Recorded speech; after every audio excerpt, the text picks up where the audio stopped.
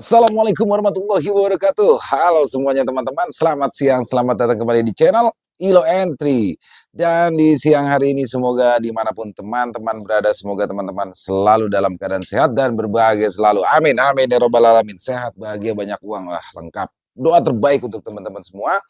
Dan pada di kesempatan siang hari ini kami akan membawakan kisah original ya yang saya tulis sendiri dan dulu pernah di-up di sana tapi sudah dihapus. Di sini saya akan membawakan secara berurutan sebanyak 3 part ya. Jadi kita emang belum move on nih dari kisahnya Rian nih. Jadi kisah Rian memang sudah habis dan sampai saat ini Om Ras juga belum nulis lagi. Masih baper ya sama Rian ya. Siapa sih yang nggak pengen punya cowok kayak Rian, udah ganteng, ya kan, baik, sakti lagi, keren banget. Tapi kita akan mencoba dari tanah Kalimantan, kita akan beralih ke tanah Banten dan di sini akan terbagi menjadi 3 part teman-teman, kisahnya pokoknya keren.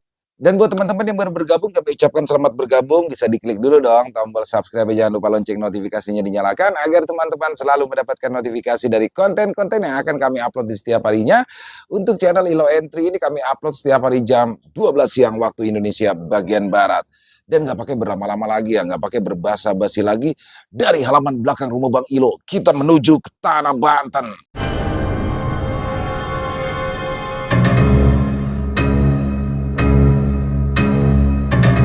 Misteri peti kayu, titipan Pak Brata.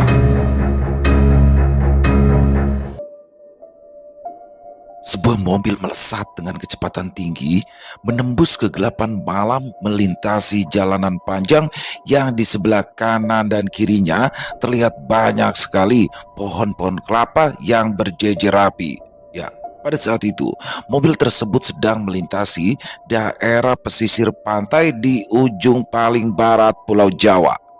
Dan tak lama kemudian, ketika mobil itu sudah mulai memasuki jalanan yang terlihat lebih kecil dan terlihat rusak, sang pengemudi pun mulai memperlambat laju kendaraannya.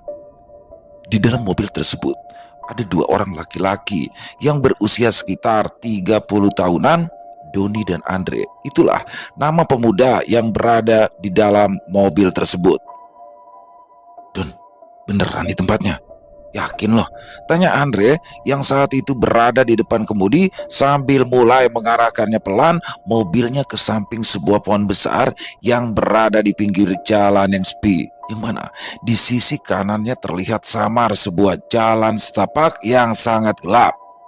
Yakinlah, kan gue udah pernah kesini, jawab Doni yang matanya saat itu mulai melirik ke kanan dan ke kiri. Sepertinya ia mencoba meyakinkan hatinya sendiri bahwasanya tempat yang ia tuju bersama sahabatnya itu sudahlah benar. Udah yuk, turun aja. Jangan lupa tuh, bawa senter sama itu tuh, tas yang di belakang, jangan sampai ketinggalan, ujar Doni. Lalu ia bergegas keluar dari dalam mobil, kemudian diikuti Andre. Mereka berdua berdiri menatap jalan setapak di depan mereka yang terlihat gelap di hadapan mereka. Setelah menyalakan senter serta memastikan tas di dalam gendongannya aman, Doni menarik nafas panjang. Bismillah, ayo jalan, ujar Doni. Lalu mereka berdua pun mulai berjalan menyusuri jalan setapak yang sangat gelap, licin, dan berbatu. Doni berjalan di depan sambil menggendong tas ransel yang mereka berdua pun tidak tahu apa isi dari tas tersebut. Sementara itu, Andre berjalan di belakang Doni sambil terus menghisap rokok untuk sekedar menghilangkan rasa cemasnya. Sepanjang perjalanan, terlihat samar pohon-pohon besar di kiri dan kanan yang terlihat gelap. Sesekali berembus angin malam yang tidak begitu dingin saat itu, tapi terasa sangat aneh ketika angin menerpa tubuh mereka. Dan beneran gak nih jalannya? Kok kayaknya dari tadi gak sampai-sampai sih? Tanya Andre mencoba memastikan. Ya bener lah, lagian sih loh, tadi istirahat di warung kopi pakai acara kelamaan. Jadi kemalaman kan kita sampai di sini, jawab Doni ketus sambil melirik ke arah jam tangannya yang pada saat itu sudah menunjukkan pukul 11 malam. Alah, lu pikir nggak capek Don nyetir mobil sendirian dari Bandung sampai ke sini? Rumah enak, dari pagi kerjaannya molor doang di dalam mobil, gerutu Andre kesal. Dan tanpa terasa, sudah hampir setengah jam lebih mereka berjalan menyusuri jalan setapak itu, tetapi belum juga mereka tiba di rumah Abah Oman. Di sini, Doni pun mulai merasakan seperti ada sesuatu yang ganjil. Aneh, seperti nggak ada ujung jalan setapak ini, batin Doni pada saat itu. Don, Doni, istirahat dulu Don. Asli nih, gue capek banget nih, parah. Keluh Andre saat itu yang nampak sudah mulai ngos-ngosan. Oke, kita istirahat dulu sebentar di sini, jawab Doni sambil mulai duduk di atas sebuah batang pohon yang roboh. Dan kok jalan jauh banget ya? Emang lo dulu pas kesini begini juga? Tanya Andre sambil memijit-mijit betisnya yang terasa tegang. Dulu gue pas kesini tuh malam-malam juga kayak gini. Tapi aneh, kayaknya sekitar 15 menitan lah ya. 15 menit lebih gitu. Gue udah sampai saat itu ya. Emang sih, dulu itu dari depan jalan besar sana gue udah dijemput sama Abah Oman, jawab Doni. Lalu kemudian ia menenggak air mineral yang botolnya ia selipkan di kantong celana kargonya. Lah, ini kan udah 1 jam lebih Don kita jalan. Apa jangan-jangan kita udah kesasar ya? Ujar Andre yang terlihat mulai khawatir. Kesasar gimana sih Andre? Kan dari tadi jalan setapak ini gak ada cabangnya. Kita dari tadi tuh jalannya lurus doang. Jangan ngomong sembarangan Andre di tempat kayak gini ya. Doni mulai mendengus kesal. Aduh, kalau kagak perlu duit banget Pak, gue males nih jauh-jauh kesini. Andre mulai ketus. Andre, uang 5 juta itu gede Andre. Lumayan kan buat biaya sekolah anak lo. Zaman kayak gini, siapa coba yang mau ngasih uang 5 juta cuma disuruh nganter barang 1 tas segini doang, ujar Doni saat itu sambil mengangkat sebuah tas. Sebenarnya si tas itu apaan sih Don? Aneh banget sih, kayaknya kayak barang berharga gitu. Berharga banget, tanya Andre yang mulai semakin penasaran. Gue juga gak tahu Andre. Udahlah, kita gak usah coba kepo cari tahu tentang barang ini. Sesuai amanat yang udah diberikan ke kita, bahwa kita cuma disuruh nganterin dan lalu kemudian menyerahkan barang ini langsung ke tangan Abah Oman. Ingat, langsung ke tangan Abah Oman, gak boleh dititipin sama siapapun. Imbu Doni panjang lebar mencoba bersikap bijak. Dalam hati Doni pun bergumam, jika saja ia tidak mengingat banyaknya jasa Pak Brata pada dirinya, ia pun enggan diberikan amanah dari Pak Brata untuk mengantarkan barang titipannya ke rumah Abah Oman yang ada di ujung Banten ini. Karena dia sendiri sudah membayangkan akan seperti apa halangan serta rintangan yang akan mereka berdua hadapi. Ya, Doni memang sudah diamanatkan oleh Pak Brata untuk mengantarkan sebuah tas yang isinya hanyalah Pak Brata sendiri yang tahu. Pak Brata sendiri sudah cukup lama terbaring sakit, sudah sekitar setahun terakhir ini Pak Brata hanya terbaring tak berdaya di atas tempat tidurnya tanpa bisa menggerakkan seluruh anggota tubuhnya lagi. Sudah bolak-balik Pak Brata dibawa ke rumah sakit, bahkan dokter-dokter terbaik pun sudah coba didatangkan, tetapi Pak Brata tetap saja tak pernah kunjung sembuh. Dan tak kenapa, tiba-tiba saja beberapa hari yang lalu Doni dipanggil ke kediaman Pak Brata karena menurut Ibu Brata ada hal penting yang akan disampaikan sang suami kepadanya saat itu. Betapa tak teganya Doni ketika dia terakhir kali melihat kondisi Pak Brata. Pak Brata yang dulunya adalah seorang yang gagah, tegas dan berwibawa, saat itu hanya terbaring lemah tak berdaya. Dengan suara parau dan terbata-bata, Pak Brata membisikkan sesuatu di telinga Doni saat itu. Antarkan ini ke rumah Abah Oman di Kulon. Jangan pernah coba lihat apa isi di dalamnya. Jangan pernah barang ini dititipkan pada siapapun. Barang ini harus langsung diserahkan ke tangan Abah Oman. Jaga barang ini seperti kau menjaga nyawamu sendiri. Ya, itulah pesan yang sudah diamanatkan Pak Brata kepada Doni. Pak Brata adalah orang yang cukup terpandang di daerahnya tinggal. Beliau sangat kaya dan dikenal memiliki sifat dermawan, suka menolong sesama, sehingga beliau sangat dihormati di daerah tempatnya tinggal. Dan Doni dulunya adalah salah satu orang kepercayaan Pak Brata di masa-masa jayanya dulu. Sehingga saat ini hanya kepada Donilah Pak Brata mempercayai barang titipannya itu untuk langsung diserahkan ke tangan Abah Oman. Henry, kita jalan lagi. Perbanyak doa, jangan perbanyak mengeluh. Gue yakin kita berdua pasti bisa sampai ke rumah Abah Oman sebentar lagi. Ajak Doni sambil mulai berdiri, lalu mereka berdua pun mulai melanjutkan kembali perjalanan. Namun belum beberapa jauh mereka melangkah, tiba-tiba saja secara mendadak Doni menghentikan langkahnya sehingga membuat Andre terkejut. Ada apaan sih, Don? Kalau berhenti jangan mendadak dong, tanya Andre ketus karena kepalanya yang saat itu berjalan menunduk terbentur tas yang pada saat itu dibawa oleh Doni. Dre, diam Dre. Jangan bergerak, ucap Doni pelan tapi tegas sambil mengarahkan senternya ke arah depan yang pada saat itu memperlihatkan seekor ular hitam besar sedang berjalan melintasi jalanan di depan mereka. Entah seberapa panjang ular itu karena cukup lama, seolah tak habis-habis panjang ular itu. Lutut Doni terasa bergetar, ketakutan saat itu mulai menyelimutinya. Lalu kemudian setelah ular itu tenggelam oleh kegelapan malam dan tak terlihat lagi, mereka pun lalu melanjutkan perjalanannya dengan mempercepat langkah mereka. Doni, apa kita nggak balik lagi aja ya? Kayaknya hawanya udah mulai nggak enak banget nih, asli dah. Kita nunggu nanti aja dah, kalau hari udah terang, pinta Andre saat itu. Apa lu bilang? Balik lagi? Lu yakin?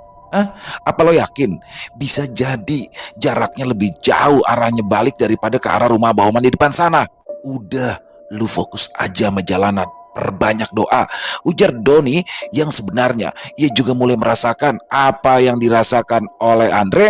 Setelah beberapa menit mereka berjalan, tibalah mereka berdua di sebuah tanjakan yang terlihat begitu terjal. Nah, gue inget nih, setelah tanjakan ini berarti gak jauh lagi nih rumah Abah Oman. Terang Doni. Lah, lu dari tadi ngomong gak jauh lagi mulu. Tapi mana? Gak sampai-sampai kan kita. Andre di sini kembali menggerutu. Di sepanjang jalan melewati tanjakan itu mulai tercium wewangian aneh. Wanginya seperti wangi kembang, tapi kembang apa Doni dan Andre pun tak tahu. Dan saat itu seolah terasa banyak sekali mata yang terus mengawasi mereka berdua dari balik pepohonan di kanan dan kiri. Seperti samar-samar banyak sekali sosok seperti siluet yang terus saja mengikuti langkah kaki mereka berdua, disertai suara-suara aneh dari samping kanan dan kiri jalan seperti suara rintihan atau geraman. Gila nih, ini parah banget Don, kita lari aja Don, ujar Andre yang pada saat itu benar-benar sudah ketakutan karena saat itu mulai terdengar juga suara ramai, sayup-sayup suara orang menangis dan merintih. Jangan Andre, jangan pernah kita lari, kita harus tetap jalan. Sepertinya mereka semua yang ada di sini ingin kita lari, perintah Doni saat itu dengan matanya yang menatap liar ke arah pepohonan di samping kanan dan kirinya. Lalu tiba-tiba saja sekelebat bayangan putih terlihat melesat cepat terbang ke arah Doni seolah seperti ingin menyambarnya. Tapi bukan Doni yang diincar oleh bayangan putih itu, melainkan tas yang berada di punggung Doni. Refleks Andre pun segera mendorong Doni ke arah depan hingga ia terjatuh. Ayo Andre, kita jalan lagi, lo lindungin gue dari belakang, kata Doni seraya bangkit lalu kembali berjalan cepat. Kadieu. Suara itu terdengar halus tapi membuat Doni dan Andre seketika bergidik hebat. Tak beberapa lama kemudian terdengar suara tertawa menggelegar hingga membuat gendang telinga mereka berdua terasa seolah seperti akan pecah. Dan saat itu tiba-tiba saja Andre tak bisa lagi mengontrol dirinya. Ia pun berteriak penuh emosi sembari menghunus sebilah pisau lipat di tangan kanannya. Bajingan, keluar lo semuanya, hadepin gue di sini, jangan cuma bisa bersembunyi, bangsat lo semua, teriak Andre panik. Doni mencoba menenangkan Andre. Andre, tenang Andre, tenang, kita pasti aman, kita pasti akan sampai tujuan Andre, ucap Doni sambil meremas pundak sahabatnya. Air mata mulai terlihat mengambang di sudut mata Andre. Setelah menghela nafas panjang, Andre pun kini terlihat mulai tenang. Ya, bisa. Kita harus bisa, kita harus bisa, Don, ujar Andre gemetar. Lalu mereka berdua pun segera melanjutkan perjalanan yang saat itu jalanan terasa terus mulai menanjak hingga pada akhirnya setelah berhasil melewati tanjakan yang cukup terjal itu, mulai terlihat samar-samar di ujung jalan sana. Terlihat belokan ke arah kiri kurang lebih sekitar 100 meter di depan mereka. Suara lolongan, suara orang tertawa pelan, suara orang menangis lirih saat itu. Semua seperti bercampur menjadi satu hingga terdengar seolah seperti suara orkestra malam yang sangat mengerikan. Dan dengan nafas tersengal-sengal, setelah mereka berdua berhasil melintasi tanjakan aneh tersebut, Doni di sini membalikkan tubuhnya perlahan hingga menghadap ke Andre. Lalu ia mendekatkan dirinya ke arah Andre. Andre, di depan sana ada belokan ke kiri, dan setelah kita berhasil melewati belokan itu, maka kita akan tiba di rumah Abah Oman. Tapi lo harus tahu, jika sebenarnya disinilah ujian terberatnya. Kawasan ini adalah sarang mereka, Andre. Mereka menginginkan barang yang sedang kita bawa ini, ucap Andre setengah berbisik kala itu. Sambil pelan-pelan ia pun memindahkan tas yang saat itu berada di punggungnya mengarah ke bagian depan dadanya. Ikutin semua petunjuk gua, jangan pernah ngebantah. Lu cuma boleh bergerak kalau nanti gua udah kasih aba-aba, ujar Doni lagi. Sambil perlahan Doni mulai membuka resleting tas yang kini sudah berpindah ke badan bagian depannya. Dan seketika itu juga sambil memutar tubuhnya, Doni lantas berteriak lantang, "Jika memang kalian menginginkan ini, maka ambillah, aku sudah tidak peduli lagi," teriak Doni. Lalu ia melemparkan tas tersebut sekuat tenaga ke arah bawah tanjakan yang baru saja mereka lintasi. Seketika itu juga terdengar suara lolongan makhluk-makhluk aneh. Suaranya seolah sangat ramai, suara yang membuat siapapun bergidik jika mendengarnya. Suara-suara itu seolah seperti berlarian dan terbang memburu tas yang saat itu melayang setelah berhasil dilempar oleh Doni. Dan saat itu juga mereka berdua pun berlari secepat kilat menuju ke arah belokan di ujung jalan tanpa sedikit pun menoleh ke arah belakang. Hingga pada akhirnya setelah mereka berhasil melintasi belokan di ujung jalan itu, Doni dan Andre pun terus berlari. Sampai tidak berapa lama mereka pun tiba di suatu tempat yang saat mereka perhatikan secara seksama itu terlihat seperti sebuah pekarangan rumah. Hawa di sekitaran situ sangat berbeda daripada di jalan setapak yang baru saja mereka tempuh. Aura kegelapan yang menyelimuti mereka berdua sepanjang perjalanan tadi kini sudah tidak terasa. Dan saat ini di hadapan mereka terlihat sebuah rumah kayu sederhana berukuran sedang. Terlihat juga dari kejauhan duduk bersila seorang laki-laki parubaya di depan teras rumah itu sambil menatap mereka dengan senyuman yang terasa menyejukkan. Akhirnya kita sampai juga, ujar Doni dengan nafas yang masih terengah-engah. Alhamdulillah, Alhamdulillah, Don. Ini pegang, Don. Lu kan yang dikasih tugas ini, Don. Lu yang harus ngasihin, Don, jawab Andre yang juga ngos-ngosan seraya menyerahkan sebuah peti kayu kepada Doni. Ya, rupanya tadi pada saat mereka berhasil melewati tanjakan, Doni yang tiba-tiba saja membalikkan tubuhnya menghadap ke Andre secara diam-diam. Doni dan secara perlahan ia membuka resleting tas. Lalu ia mengeluarkan barang yang berada di dalam tas ransel itu yang isinya ternyata adalah sebuah peti kayu. Benda itulah yang sangat diinginkan oleh makhluk-makhluk di sekitaran sana tadi. Dan setelah peti kayu itu diserahkan ke Andre, lalu sudah dipegang dengan kuat, Doni memutar tubuhnya kembali ke arah depan. Sambil saat itu ia berteriak lantang. Lalu dengan sekuat tenaga Doni melemparkan tas yang ia bawa ke arah bawah tanjakan demi untuk mengelabui makhluk-makhluk tersebut, sehingga paling tidak bisa memberikan sedikit waktu bagi mereka berdua untuk bisa berlari menjauh. Karena pada saat itu Doni yakin sekali jika rumah Abah Oman berada tidak jauh lagi dari belokan yang ada di depan mereka tadi. Dan sambil melirik ke arah jam tangannya yang kini sudah menunjukkan pukul 2 dini hari, Andre dan Doni pun mulai melangkah hati-hati mendekati kediaman Abah Oman. Assalamualaikum, Mbah.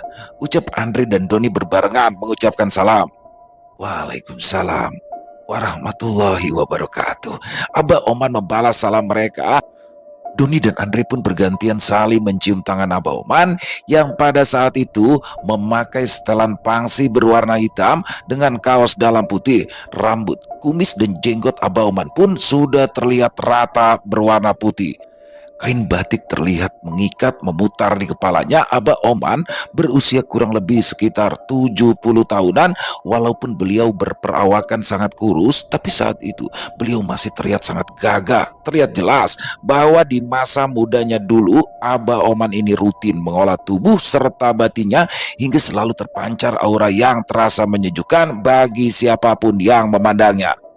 Sambil tersenyum, Abah Oman pun mulai berkata, "Alhamdulillah ya, kalian berdua akhirnya bisa juga sampai di gubuk Abah ini. Gimana? Capek? Terasa jauh ya?" Tanya Abah Oman. Doni dan Andre pun hanya mengangguk sambil tersenyum. "Maaf, Bah, ini ada titipan dari Pak Brata sesuai yang sudah diamanatkan kepada saya agar langsung memberikannya kepada Abah langsung tanpa boleh dititipkan kepada siapapun, dan saya juga dilarang untuk membuka sendiri peti kayu ini," ujar Doni sambil menyerahkan sebuah peti kayu yang terlihat kokoh dan penuh dengan ukiran cantik tersebut. "Baik, terima kasih ya. Abah terima ya," jawab Abah Oman menerima peti kayu tersebut lalu meletakkannya di hadapannya.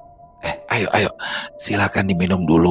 Kalian pastinya capek kan?" ajak Abah Oman pada saat itu sambil menggeser sebuah nampan yang di atasnya terdapat termos air panas, toples kopi, gula, dan teh lengkap dengan sepiring pisang rebus yang terlihat masih hangat.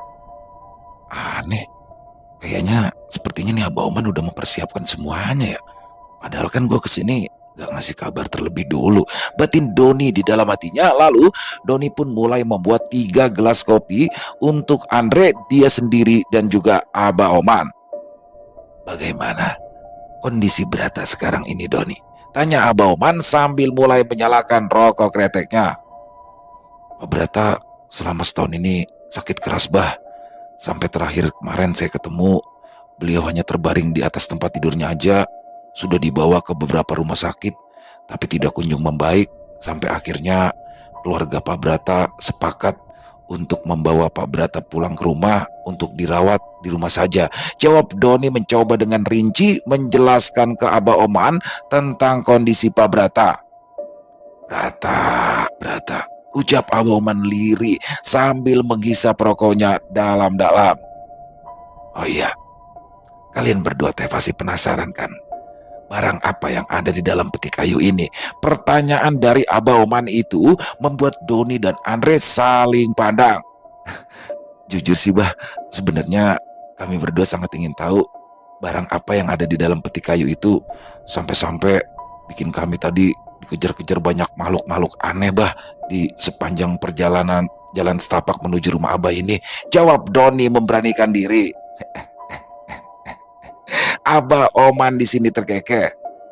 "Kalian berdua teh adalah orang yang baik dan punya tujuan yang baik juga. Makanya Abah yakin bahwa kalian akan sampai di rumah Abah dengan selamat, walaupun banyak halangan maupun rintangan yang berat di perjalanan tadi," ujar Abah Oman sambil tersenyum. "Baik, akan Abah buka peti kayu ini di hadapan kalian," ujar Abah Oman sambil perlahan ia mulai membuka peti kayu yang pada saat itu berada di hadapannya. Dan ketika peti kayu berukiran indah itu perlahan mulai terbuka, saat itu juga tiba-tiba saja semerbak wewangian aneh memenuhi udara sekitar dan sayup-sayup dari kejauhan terdengar suara lolongan aneh. Makhluk-makhluk yang terdengar sangat menakutkan bagi siapapun yang mendengar pada saat itu. Doni dan Andre pun refleks menggeser posisi duduknya agar lebih dekat ke arah Abah Oman. Ketika peti kayu itu terbuka sepenuhnya, Abah Oman pun mengangkat isinya yang ternyata isinya adalah sebuah jubah berwarna hitam yang mana tampak terlihat sulaman benang emas di beberapa bagian jubah hitam itu. Wewangian aneh itu pun semakin merebak tercium, dan suara lolongan aneh dari makhluk-makhluk tak kasat mata itu semakin jelas terdengar. Terlihat mulut Abah Oman berkomat kamit, entah mengucapkan sesuatu yang tak jelas, entah apa yang dibacakan Abah Oman, tapi sekilas terdengar seperti bahasa Sunda kuno. Abah Oman lalu melipat kembali. Ia meletakkan kembali jubah hitam itu ke dalam peti kayu tersebut, lalu menutupnya, dan seketika wewangian aneh dan suara lolongan menakutkan itu pun menghilang begitu saja. Jubah ini bukanlah milik Brata dan juga bukanlah milik Abah. Abah teh hanya dititipkan. Memang banyak sekali yang menginginkan jubah ini, baik makhluk kasat mata maupun makhluk tak kasat mata. Saat itu, Abah Oman mencoba menjelaskan. Tapi itulah manusia. Terkadang manusia lalai akan kewajiban dan juga akan janji-janjinya. Tapi sekarang, saat ini, aku sudah memaafkan dan mengikhlaskan Brata. Ucap Abah Oman sambil matanya terus menatap kosong ke arah langit-langit rumahnya. Dan tanpa terasa, azan subuh pun berkumandang. Mereka pun lalu bersama-sama melaksanakan ibadah sholat subuh secara berjemaah. Lalu kemudian Doni dan Andre dipersilakan beristirahat di kamar tengah yang memang biasa dipakai untuk para tamu Abah Oman beristirahat. Andre dan Doni segera merebahkan tubuh mereka yang terasa sangat letih. Lalu tak berapa lama mereka pun tertidur. Sekitar jam 9 pagi, Doni dan Andre sudah terbangun dari tidurnya. Ajaib, kondisi tubuh mereka saat itu terasa luar biasa segar, walaupun padahal saat itu mereka hanya tidur 3 jam kurang lebih setelah semalaman penuh berjibaku dengan makhluk-makhluk tak kasat mata. Bahkan rasanya lebih segar daripada sebelumnya, kesegaran yang seolah seperti sudah lama tidak mereka berdua rasakan. Kemudian mereka pun makan bersama Abah Oman dan istrinya yang pada saat itu menyediakan menu makanan yang sangat sederhana tapi luar biasa terasa nikmatnya. Karena memang Abah Oman dan keluarganya hanyalah memakan makanan dari hasil bumi yang mereka tanam dan mereka olah sendiri. Rumah Abah Oman memang terpencil jauh dari warga setempat karena berada di tengah kebun yang sangat luas, bahkan nyaris seolah seperti berada di tengah-tengah hutan. Dan di sekitaran rumahnya tinggal itulah Abah Oman menanam berbagai jenis sayuran dan buah-buahan. Lalu juga ada sepetak sawah yang mana sebagian hasilnya nantinya akan dijual dan sebagian lagi akan dimakan untuk keluarganya. Di belakang rumah, Abah Oman memelihara ayam dan juga bebek untuk dikonsumsi sendiri. Jadi wajar saja jika badan Abah Oman masih terlihat segar di usianya yang sudah mulai memasuki kepala 7 itu, karena segala sesuatu yang masuk ke dalam tubuhnya masihlah bersifat alami dan belum tercampur zat-zat kimia lainnya. Doni dan Andre pun merasa kagum melihat cara hidup Abah Oman sekeluarga yang memang sudah sangat jarang sekali ditemui di zaman modern seperti saat ini. Abah, izinkan saya suatu saat nanti berkenan untuk datang kembali ke sini demi untuk menimba ilmu kehidupan maupun ilmu kebatinan kepada Abah Oman, ujar Doni seraya berpamitan kepada Abah Oman sekeluarga. Pintu rumah ini akan selalu terbuka untuk kalian orang-orang baik. Ayo, mari Abah antar kalian sampai ke depan jalan besar sana ya, jawab Abah Oman saat itu, dan disambut gembira oleh Doni dan juga Andre ya, karena mereka pastilah akan merasa lebih aman jika Abah Oman menemani mereka untuk melintasi jalanan setapak itu. Karena memang kejadian semalam itu masih sangat membekas di kepala mereka berdua. Dan ketika mereka mulai melewati tanjakan di mana di malam itu Doni dan Andre merasa sangat ketakutan, mereka berdua pun melirik ke arah samping kiri jalan, dan betapa bergidiknya mereka ketika Doni dan Andre melihat tas ransel yang dilemparkan Doni semalam kini sudah dalam keadaan hancur tercabik-cabik. Lalu tanpa menghiraukan itu semua, pada akhirnya mereka bertiga pun tetap berjalan hingga akhirnya tibalah mereka bertiga di tepi jalan besar, di mana disitulah tepat di bawah pohon besar mobil Andre dan Doni terparkir. Bah, anehnya bah, ini ketika jalan dari rumah Abah sampai jalan besar kok gak sampai 15 menit. Sedangkan semalam saya berdua itu jalannya kayak jauh banget bah. Kayak berjam-jam gitu bah. Tanya Andre saat itu penuh kebingungan. Jalan setapak ini seperti filosofi kehidupan. Nah Andre, nah Doni, gelap, licin, dan berliku. Tapi akan terasa indah jika kita sudah berhasil melewati semuanya. Jawab Abah Oman sambil terkekeh. Semoga saja kalian berdua teh bisa mengambil hikmah dari pengalaman semalam ya. Hati-hati di jalan.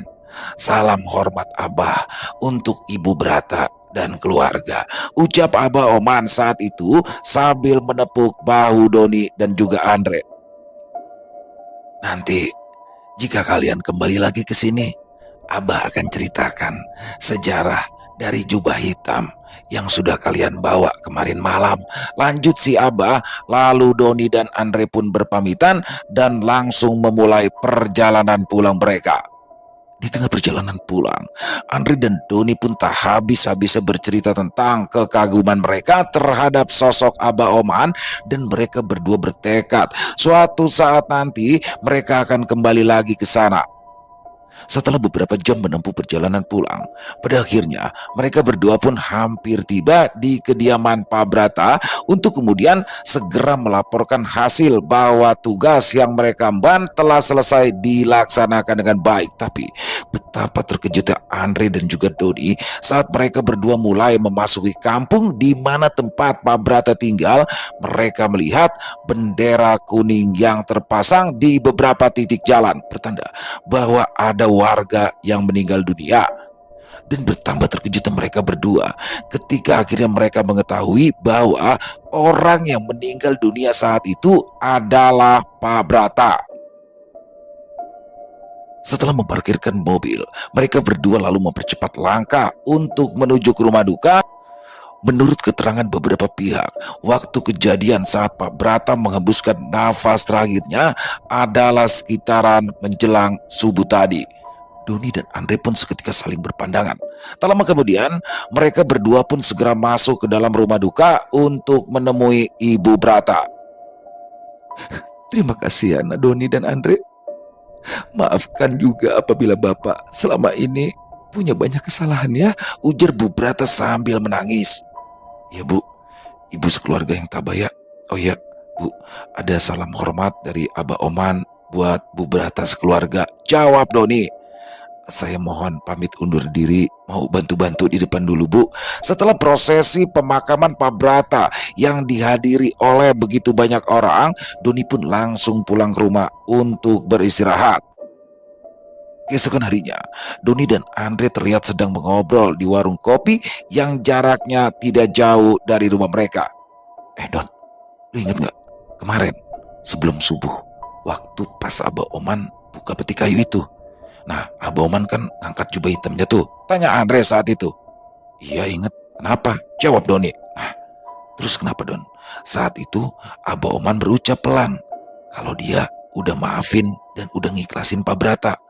Dan menurut keterangan para keluarganya, Pak Brata itu meninggal dunia menjelang sebelum subuh. Dan satu lagi, pada saat kita berpamitan pulang, nah Abah Oman saat itu bilang dia menyampaikan salam hormat untuk Bu Brata, bukan untuk Pak Brata. Kayaknya Abah Oman udah tahu ya kalau Pak Brata udah gak ada. Jelas Andre panjang lebar. Wallahu alam. Yang jelas memang banyak sekali misteri sedari awal kita pergi membawa barang titipan Pak Brata itu. Tapi jujur Andre, gue pengen banget dah kembali ke Kulon lagi untuk belajar dengan Abah Oman. Dan sekaligus gue jujur ya, gue juga penasaran nih tentang sejarah dari jubah hitam itu, jawab Doni lirih sambil matanya menatap ke arah jalanan di depan warung. Don, gue ikut lagi ya Don. Kalau lu kesana, gue juga mau berguru nih sama Abah Oman. Gak tahu ya, rasanya tuh aneh aja gitu. Itu rasanya adem banget pas gue ketemu sama Abah Oman, ujar Andre berharap ia bisa ikut kembali ke rumah Abah Oman. Emangnya masih berani ngelewatin jalan setapak itu lagi? Tanya Andre yang langsung disambut gelak tawa mereka berdua. Ya jangan malam-malam juga dong kita sampai di sananya. Jawab Andre sambil tertawa mengingat dirinya yang sangat ketakutan ketika menempuh perjalanan malam di jalan setapak itu. Ya, mereka berdua bertekad untuk kembali lagi ke rumah Abah Oman suatu hari nanti. Selesai, wow, luar biasa kisah dari Tanah Banten, dan kisah kali ini menceritakan bagaimana perjalanan dua orang pemuda ya, Doni dan Andre. Jadi genrenya disebut di sini full intense ya, karena menceritakan satu malam tapi penuh dengan ketegangan. Jadi full intense memang sengaja saya buat waktu itu, dan di sini menceritakan akan terbagi menjadi 3 part ya, bagaimana ternyata barang yang dibawa oleh Doni dan Andre itu adalah barang titipan yang bukan sembarangan ya, karena banyak makhluk-makhluk yang menginginkan, baik manusia maupun makhluk lain banyak yang menginginkan barang ini. Dan sebenarnya bagaimana sih sejarah jubah hitam itu sendiri bisa sampai di tangan Pak Brata, terus dititipkan ke Doni, terus diserahkan kembali kepada Abah Oman. Ini makin penasaran ya buat teman-teman. Buat kisah selanjutnya besok jangan sampai ketinggalan, pokoknya buat part keduanya. Dan karena ini ya teman-teman, ini kan kisah original yang saya tulis sendiri, dan untuk tokohnya Abah Oman sendiri memang sampai saat ini masih ada, dan saya sendiri ya. Jadi memang benar-benar kisah ini saya buat imajinasinya benar-benar masuk ke dalam, karena saya tahu sendiri tempatnya di mana dan bagaimana kondisi itu saya tahu sendiri. Dan buat teman-teman yang makin penasaran untuk kisah besok, pokoknya jangan sampai ketinggalan. Terima kasih buat semua teman-teman ya yang sudah selalu setia mendukung channel kami, yang sudah selalu hadir di setiap harinya, karena teman-teman lah saya selalu bersemangat berkarya di setiap harinya.